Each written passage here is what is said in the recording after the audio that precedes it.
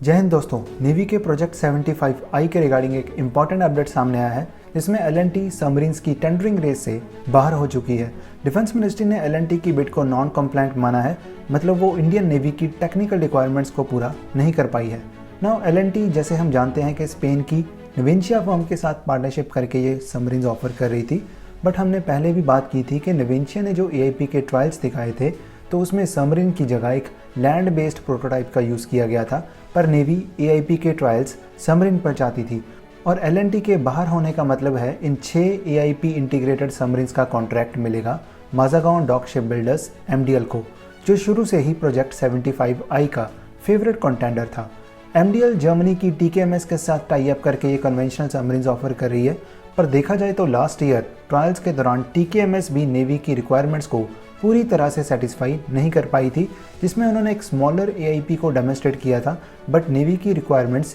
Comparatively larger AIP की थी।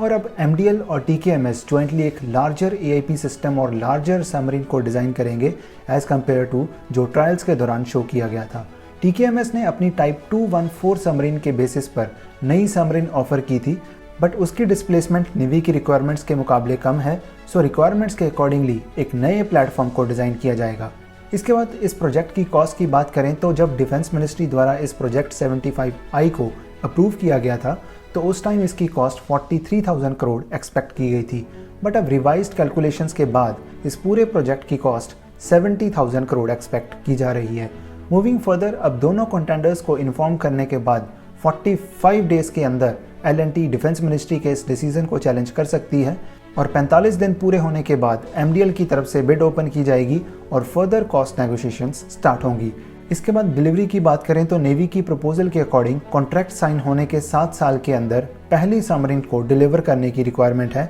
मतलब अगर 2025 में कॉन्ट्रैक्ट साइन किया जाता है तो पहली एआईपी इंटीग्रेटेड सबमरीन 2032 तक नेवी की सर्विस में एंटर करेगी।